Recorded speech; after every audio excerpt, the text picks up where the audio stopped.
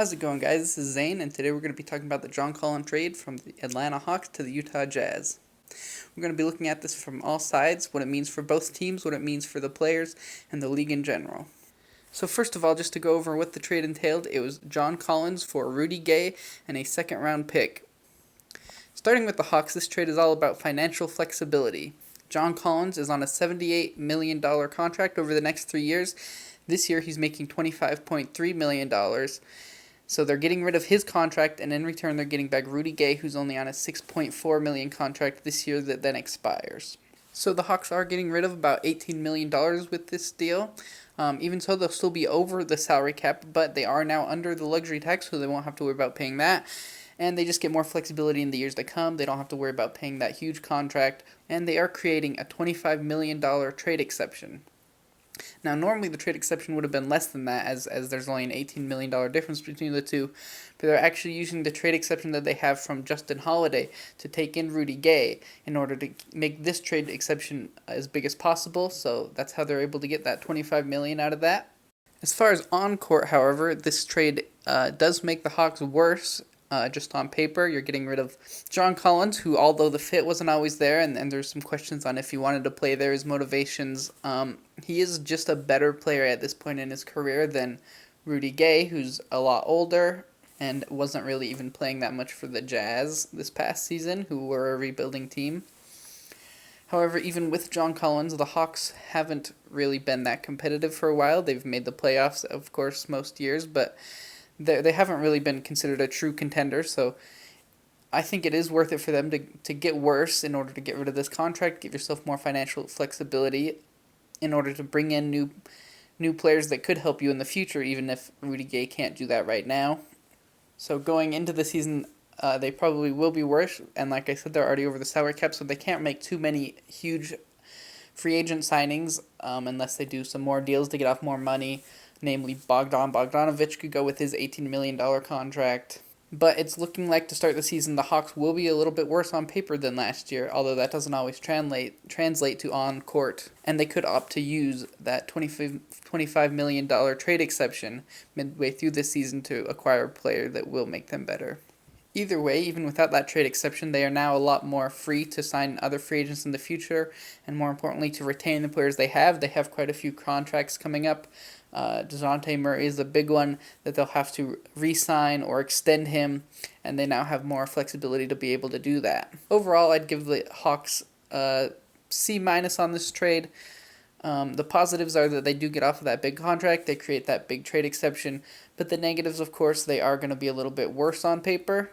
And another big negative is that they could have done this deal last year or even during the season, and I think they could have got a little bit more value out of John Collins. It was reported last summer that they were looking for a Rudy Gobert type return off of John Collins, which of course we all knew was never going to happen, but that does just go to show that he was much more valued by the Hawks organization last year and probably by other teams as well.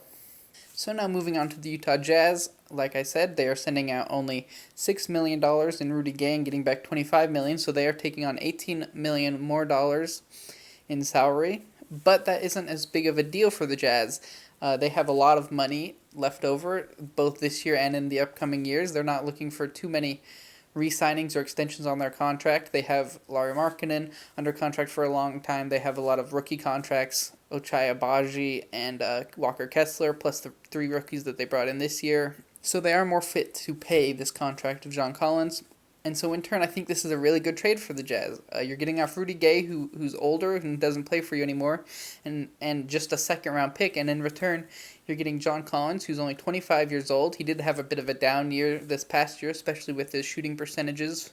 But he's young, and he should get a lot of opportunity on this team to be able to grow, akin to Lauri Markkanen last year, who got more potential on the Jazz and was able to blossom into an all-star, almost all-NBA type player. Now looking at the Jazz's financials for this year, before this trade they had about $47.2 million in cap space to be able to sign free agents and such, and afterward they have $28.4 million. And keep in mind, this is assuming that Jordan Clarkson opts out of his contract and THT opts in. Even if both players opt in, they would still have enough cap space to complete this trade, so that's not a worry. But they might have a bit less if Jordan Clarkson opts in.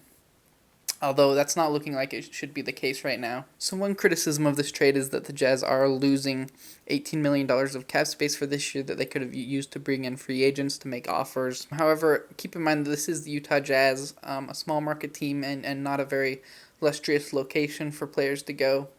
So I think it is smart for them to use that cap space, at least some of it, to make trades for players rather than just relying on hoping that free agents sign with you. And like I mentioned, they do still have $28.4 million after this trade goes through, so they can sign a few players, probably just not some of the bigger ones that they might have been able to, financially wise anyway, location wise, they probably wouldn't have got those players anyway. The other big criticism for this trade for the Jazz is that John Collins isn't a great fit in what the Jazz currently have. And I think this criticism is a bit overblown. It's about the same criticism as when the Jazz drafted Taylor Hendricks in this draft. The thinking is that the Jazz's front court is already pretty bogged up, and that is true. They have Lauri Markkanen, who should be the starting power forward. They have Walker Kessler, who proved himself to be a starting center this past year and should be getting better. They still have Kelly Olynyk on the books, who can take minutes in both positions. And now they've drafted Taylor Hendricks, who's a power forward, and John Collins, who can play power forward. You could play him at a little bit of that small ball 5 if you wanted to. And while I do agree that is a lot of players to have at those two positions, Lauri Markkanen can play the 3, and not only can he did play it quite a bit this past year, and the season before in Cleveland he played almost exclusively the 3. So there's no problem with moving him over there. So really the only worry for that power forward position is getting minutes between John Collins, Kelly Olynyk, and Taylor Hendricks, your new 9th overall draft pick, who you do of course want to give minutes to. However, both Kelly Olynyk and John Collins can play that small ball 5, and I think you can start with Taylor Hendricks not starting. You can start John Collins instead and have Taylor Hendricks work his way through that rotation. You should be able to still find enough minutes for him to be able to improve, and much like they did with Walker Kessler, even though he doesn't start the season as a starting player, he could work his way into that as the season goes on. So for the Jazz, I'm going to give him a B+, teetering towards an A- on this trade just because you didn't have to give really anything up, just Rudy Gay and a second-round pick. And you get a player that, although he has had a down year, he still has a lot of potential. He's young, and you can let him blossom and see if he gets anywhere. And worst case scenario, if that front court is too bogged down and John Collins isn't showing that much improvement, in a year or two his contract's going to be a lot more manageable. In 2 years it'll even be an expiring contract, and you could definitely trade him for more assets, I think, than what you gave up. And best case scenario is that John Collins does improve, and this is going to look like a really bad trade for the Hawks in a few years if that is the case. The only reason that the Jazz don't get an A on this trade is like I said, that criticism about the fit.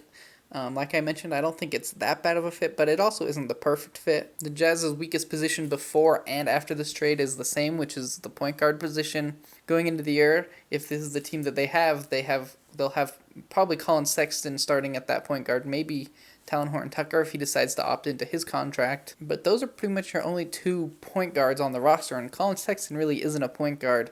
The Jazz are trying to develop him to that from the shooting guard. So that is definitely the Jazz's weakest position, and the one thing that this trade does is it lessens the money that you can use for different trades or for the free agency signings to get more guards on your roster. So that is why I'm giving them that B+ instead of an A- range. Now for John Collins, I think this is a really good thing for him. He gets the opportunity to go to a different team where he probably fits a little better, where he can shine a little more, have more opportunity. He'll probably get way more ball touches than he did in Atlanta. He can prove that this last year was just a fluke with his 3-point shooting percentage, and he can really get his stock up in the next year or 2 or even 3 going into his contract year.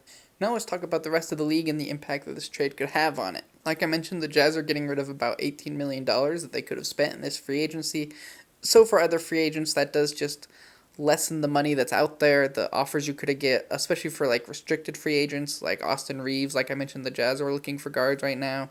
Rui Hachimura is a restricted free agent. This deal is just getting rid of a lot of the money out there on the market that could have been offered for those restricted free agents, such as Austin Reeves. The Jazz were one place that could have offered him quite a big contract, which of course the Lakers would probably match, as it's been reported that they really want to keep him, but it would have given Austin Reeves more money if the Jazz were to offer that contract, which now they have less money to do so. And unrestricted free agents such as Gabe Vincent, Kyle Kuzma, some of those players might not have the Jazz anymore as a place that can offer them money, which even if they weren't going to sign with the Jazz could just increase their value in the contract that they could get on the open market. So that's all I got for you guys today. Please let me know in the comments what you think about this trade, what grades you would give both teams involved, any insights you have, or any other thinking you have about it.